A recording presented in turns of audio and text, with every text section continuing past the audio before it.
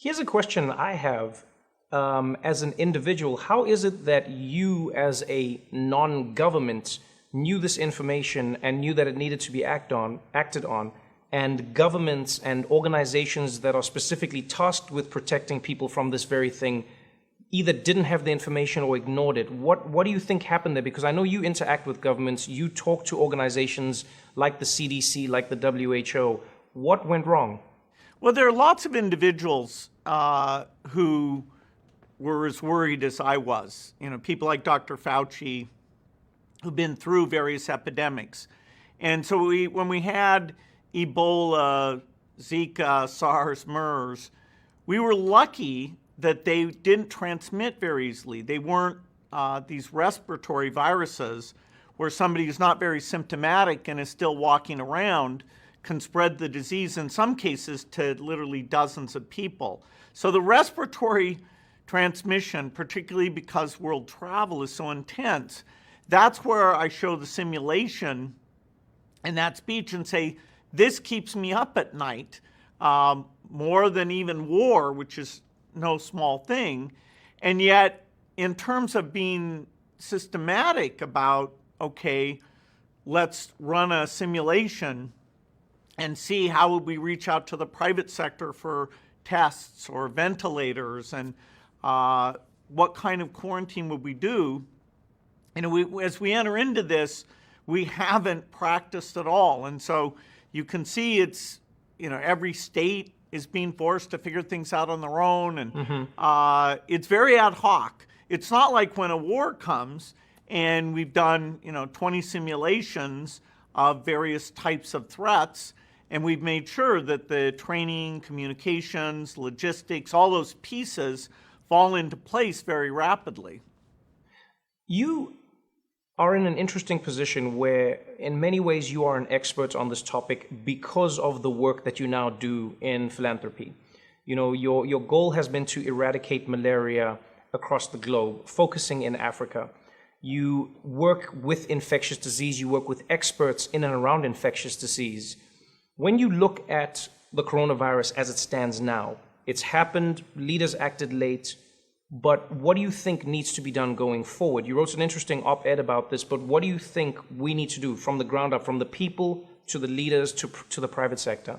Well, the main tools we have right now are the behavioral change, the social distancing, which often means staying at home most of the time, and the testing capacity to identify who in particular needs to get isolated, and then testing their contacts to make sure that we can catch it so early that a lot of people who get sick don't infect anyone else.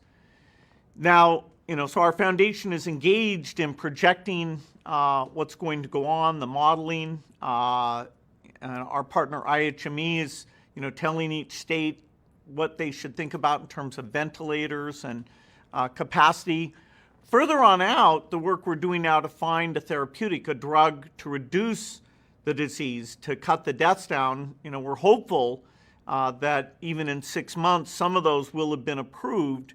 But the ultimate solution, the only thing that really lets us go back completely to normal and feel good about sitting in a stadium with lots of other people, is to create a vaccine and not just take care of our country, but take that vaccine out to the global population, and so that we have vast immunity, and this thing, no matter what, isn't going to spread in large numbers.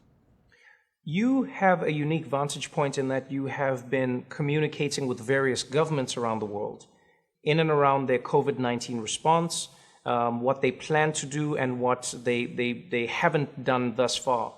Which countries do you think we should be looking to for models that work, and can we apply those models to a larger country like the United States? So, many people say Italy and Korea, yes, have their numbers, but they can't necessarily be applied to America. Is that true or not? Or is there a model that does seem to work and should be followed for everybody? Well, countries have differences.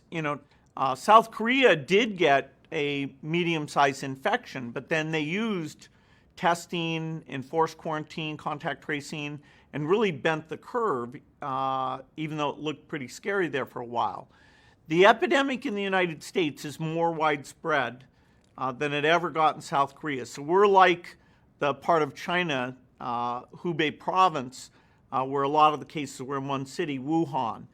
And the US and China are different. The lockdowns that we do won't be as strictly enforced, but they are very, very important. The way we do contact tracing won't be as invasive, and so won't be quite as perfect. But it is very good news that China, although they're maintaining a lot of measures, they are not seeing a rebound. They're not seeing cases coming back, even though they are sending people back to the factories and sending people back to schools. And so thank goodness, if we're seeing a big rebound there, the idea you could keep it under control would, once you have a large number of cases like the US does and many countries in Europe, then it would seem almost impossible. So it can be done. China ended up with 0.01% of their population infected.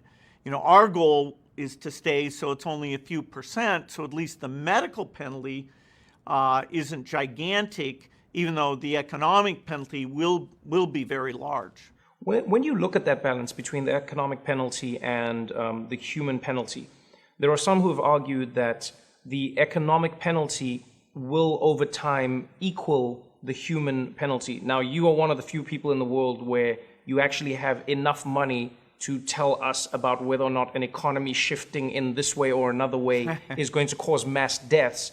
But how do you think we should be looking at this? Because yes, there is an economy, and yes, there is human life, but where do you think the truth lies? Well, there